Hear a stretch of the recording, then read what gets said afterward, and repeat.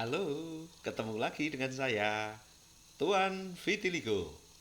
Tuan Vitiligo ini sudah sejak 2 tahun yang lalu terkena vitiligo. Dulu saya ganteng loh, tapi sekarang ya syukurlah masih ada sisa-sisa kegantengan saya sedikit lah gitu. Tapi apapun yang terjadi, kita tetap bersyukur dan kita tetap berkarya. Nah, pada kesempatan hari ini saya ingin mengajak kita semua untuk melihat bagaimana isu-isu aktual yang ada di sekitar kita, di lingkungan kita, bahkan di negeri kita tercinta, Indonesia. Ada isu politik, ada isu budaya, ada isu ekonomi, ada isu pembangunan dan lingkungan hidup, ada isu kesehatan, ada isu ideologi dan lain sebagainya. Itu masuk dalam kategori isu-isu klasik. Nah, sekarang bagaimana dengan isu-isu kontemporer? Nah, kita melihat bahwa hari ini di sekitar kita itu sudah suasananya sudah kayaknya ada perubahan besar ya, ada perubahan besar. Di sini kita melihat ada banyak sekali eh, perubahan dari sisi sosial dan perubahan-perubahan itu nggak bisa kita hindarkan, itu sebuah keniscayaan. Oleh karena itu kita tidak bisa menghindarkan diri dari perubahan. Dari sisi apa perubahan dahsyat itu terjadi? Yang pertama dari sisi demografi. Secara demografis, penduduk dunia ini sebagian besar sekarang sudah diisi oleh eh, generasi baby boomers, kemudian generasi X, generasi Y, generasi Z, dan sekarang mulai ada generasi Alpha. Nah, kemudian bagaimana dengan kondisi demografi yang sudah demikian berubah itu? Tentu pola hidup, karakter dan berbagai perilaku manusia sudah berubah juga. Kalau dulu generasi baby boomers yang lahir di era antara 45 hingga tahun 65 itu memang punya karakter yang apa ya? Yang sopan, yang santun, yang semangat gotong royongnya tinggi, yang selalu dekat dengan keluarga, yang penuh rasa kasih sayang dan sebagainya, dekat, saling akrab, saling ini ya.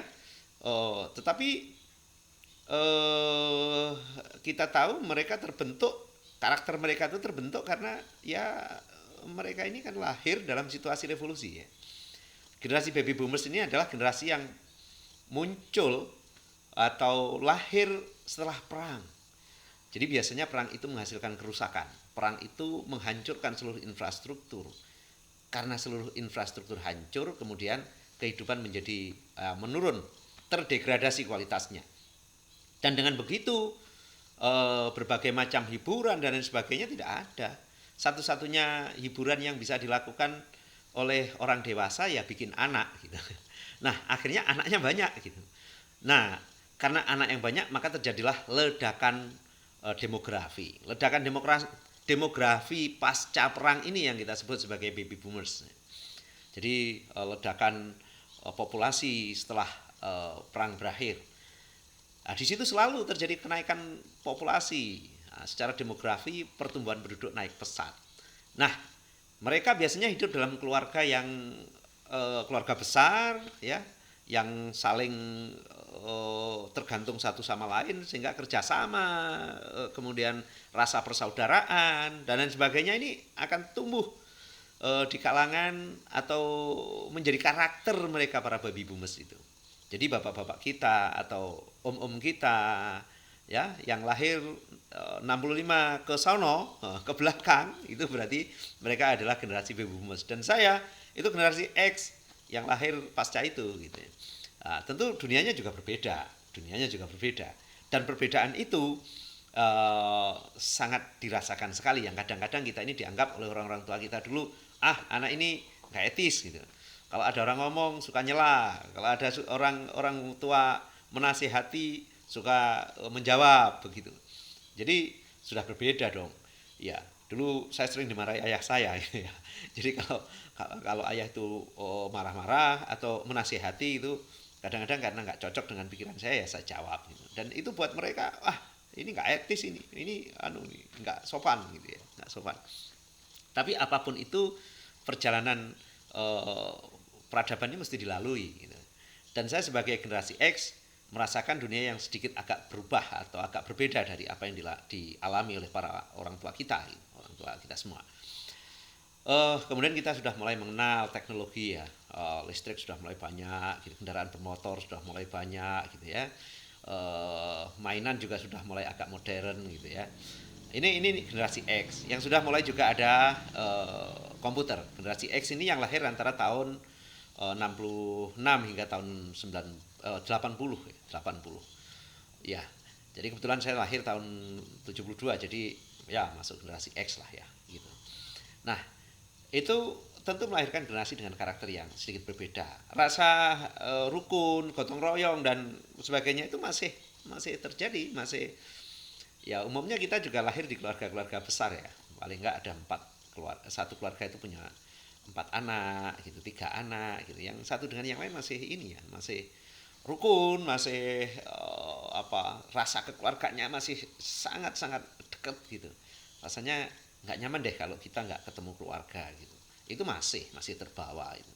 Tapi satu hal yang mungkin agak sedikit berbeda adalah ketika kita bicara soal pengetahuan, soal pendidikan dan lain sebagainya, tentu kita akan lebih baik dari mereka atau dari orang tua kita yang masuk generasi baby boomers.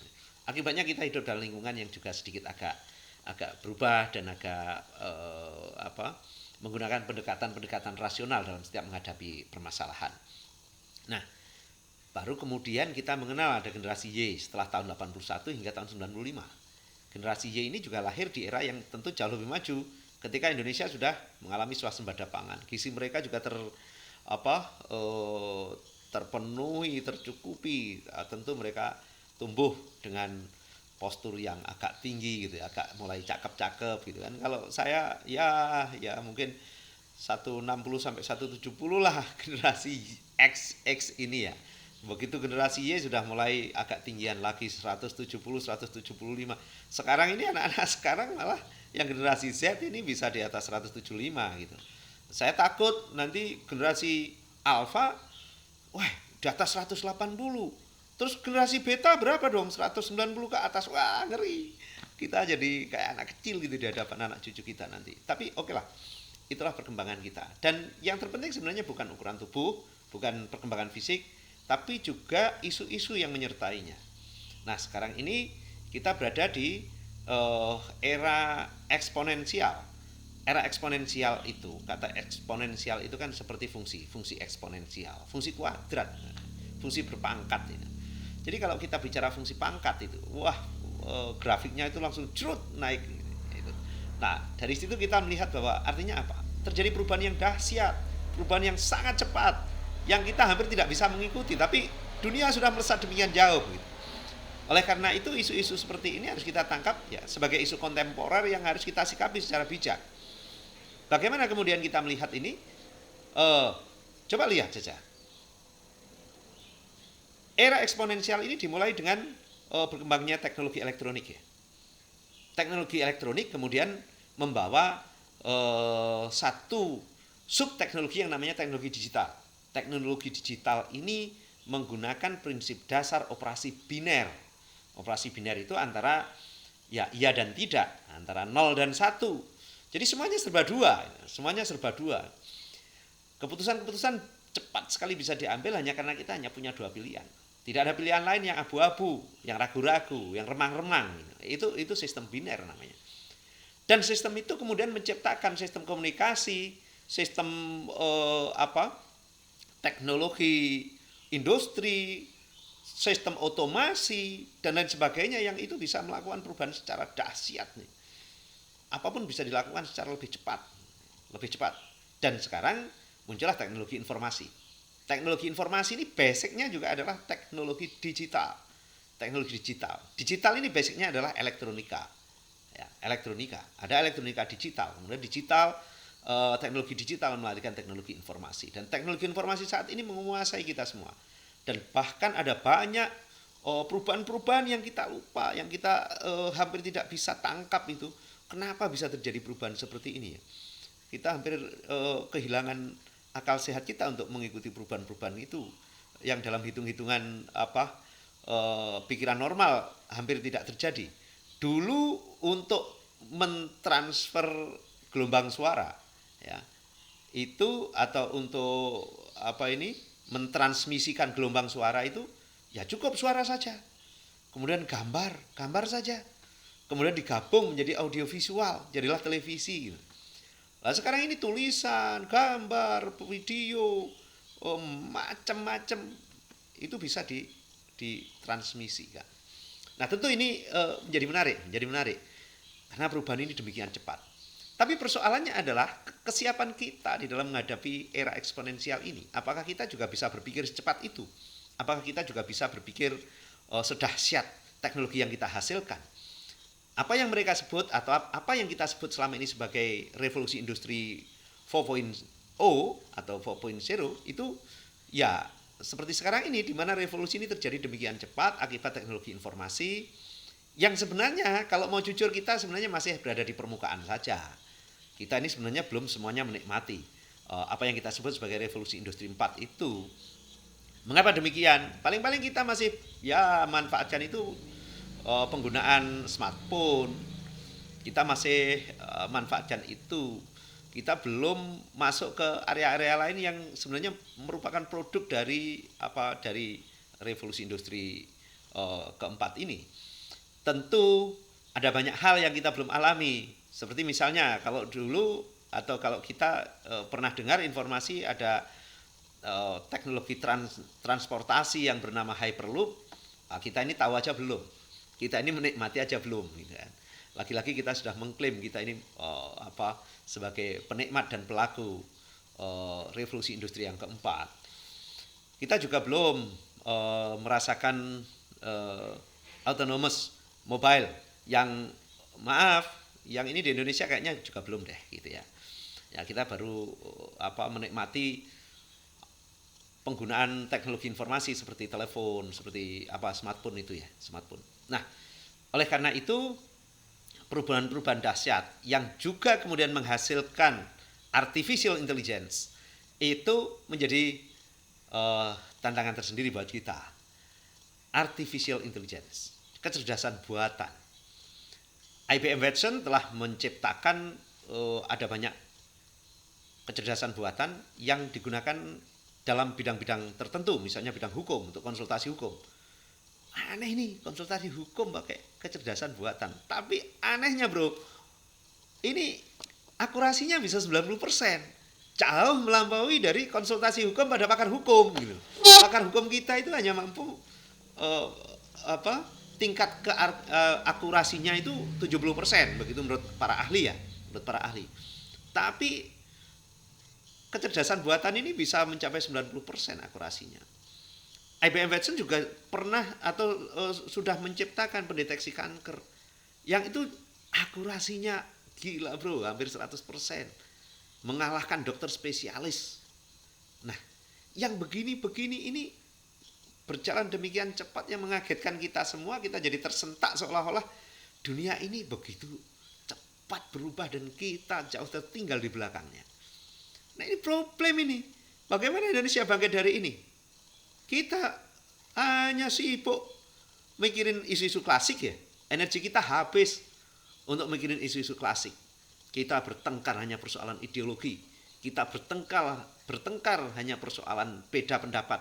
Kita bertengkar hanya persoalan beda afiliasi politik. Kita bertengkar hanya beda keyakinan. Kita bertengkar hanya persoalan-persoalan remeh-temeh yang seharusnya ini sudah clear. Masa 75 tahun kita merdeka, kita masih juga jalan di tempat untuk mempersoalkan hal-hal yang seharusnya sudah lewat itu, lewat. Pancasila itu sudah menjawab semuanya. Ngapain juga sekarang kita bertengkar? Selesaikan itu. Di hadapan kita pertarungan itu sudah menunggu. Medan-medan persaingan, medan-medan kompetisi, medan-medan untuk kita masuki dan kita bertarung di dalamnya itu menunggu. Nah kalau kita nggak selesai di dalam, gimana kita bisa berkompetisi dengan negara-negara lain yang jauh lebih siap, jauh lebih stabil, jauh lebih percaya diri, jauh lebih mampu mengkonsolidasikan kekuatan-kekuatan dan potensi yang ada di dalamnya. Ayo bro, selesaikan masalah internal kita dengan bijaksana. Tatap masa depan, tatap tantangan non jauh di sana. Dan bahkan hari ini tantangan itu semakin dekat. Bahkan sudah ada di depan mata kita. Tapi masih saja kita bertengkar di dalam. Nah itu kemajuan teknologi yang hari ini kita rasakan tidak serta-merta membebaskan kita juga dari masalah-masalah serius yang juga harus kita selesaikan. Apa itu? Sekarang dengan teknologi informasi yang sangat canggih, ada kejahatan-kejahatan cybercrime. Ini meresahkan sekali loh bro. Jangan dikira kemudian kita dengan teknologi yang sangat maju ini kemudian kita boleh santai-santai. Di sana ada kejahatan dunia maya. Ada banyak orang-orang yang bisa membobol informasi, bisa membobol data-data yang bisa mereka gunakan untuk memporak-porandakan bangsa kita bahkan. Ya kalau kecil-kecilan sih bisa dipakai penipuan ya, bisa dipakai jualan prostitusi gitu ya. Itu yang kecil-kecilan lah. Tapi sebenarnya jauh di atas itu semua kita sedang dalam penguasaan perusahaan-perusahaan IT terbesar di dunia. Mereka adalah kerajaan yang sesungguhnya. Kita semua dalam pengaruh mereka. Kita semua sedang dalam perintah mereka. Kita semua dalam kendali mereka. Itu mesti kita sadari. Wah, kita gagah-gagah ngomongin orang Amerika. Gagah-gagah jelek-jelekin orang Cina. Gagah-gagah. Wah, seolah-olah kita ini paling benar. Jangan salah bro. Semua itu mereka dengar dan mereka tertawa terbahak-bahak. Lu bisa apa ngomongin gua yang sudah maju begini? Maka hentikan itu. 75 Indonesia merdeka. Harus kita jadikan momentum untuk kita bangkit, selesaikan masalah internal kita sebagai bangsa. Gak usahlah saling olok-olok antara agama. Gak bagus itu. Tahu gak? Itu membuat kita gak nyaman. Itu membuat kita lemah. Itu membuat kita tidak produktif. Itu hanya membangun kebencian, kebusukan di dalam hati kita masing-masing. Jadi hentikan itu. Gak usah ceramah yang aneh-aneh deh. Ayo kita ngomong yang benar-benar aja, yang baik-baik. Kalau ada masalah kita selesaikan. Itu jauh lebih bermanfaat buat negeri ini. Jauh lebih berkontribusi. Cintai bangsa ini. Cintai negerimu. Anggap tanahmu adalah tanah suci. Loh, saya sudah berulang kali mengatakan, Anda ini makan dan minum seperti bayi menyusu pada ibu pertiwi. Kalau bayi menyusu pada ibunya, ibu kita yang kita susu itu adalah bumi pertiwi ini loh. Bumi pertiwi ini, ingat. Air yang Anda minum dari bumi. Makanan yang Anda makan dari bumi juga. Sari padi bumi pertiwi. Ingat nggak tuh? Ingat nggak? Ngerti nggak? Jadi jangan lecehkan dong bumi di mana kita berpijak ini. Kita jadikan bumi ini sebagai ibu dan angkasa ini sebagai bapak. Begitu loh. Lah, itu baru satu persoalan. Kita belum bicara soal isu-isu lain. Di mana orang sudah mulai meyakini bahwa ke depan yang namanya agama itu sudah ada tantangan baru. Apa itu WOTF? Way of the Future. Ya, jadi ini yang sudah dideklarasikan sebagai agama baru dengan Tuhannya yang disebut sebagai artificial intelligence. Kecerdasan buatan ini menjadi Tuhan. Dan ini membahayakan sekali manakala kita tidak menyadari akan keunggulan-keunggulan nilai-nilai keagamaan kita. Maka tidak elok rasanya kalau ini justru akan mendestruksi kita. Agama-agama jangan membuat kita makin kerdil. Agama-agama harus membuat kita makin cerah, makin bersemangat. Ini lihat contoh. Saya sudah kena vitiligo dengan wajah yang jelek saja masih bersemangat. Karena saya yakin agama saya membimbing saya. Ini cobaan bagi teman-teman Muslim mungkin menyebutnya ini cobaan, bagi teman-teman Hindu mungkin menyebutnya ini karma ya, karma yang harus diterima, pala dari karma yang harus diterima dan sebagainya. Itu membuat kita nyaman,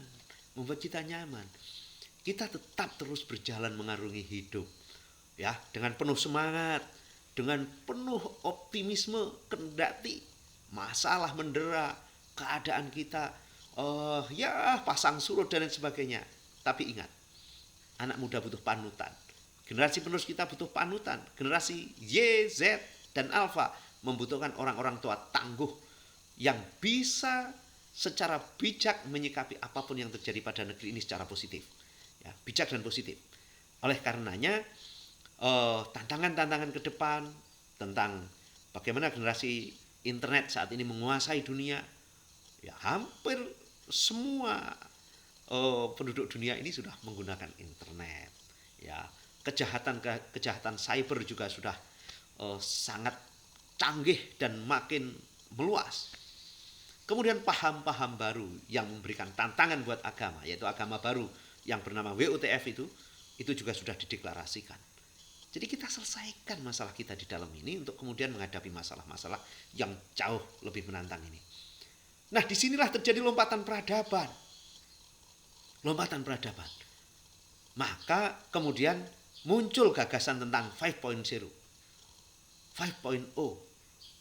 Apa itu?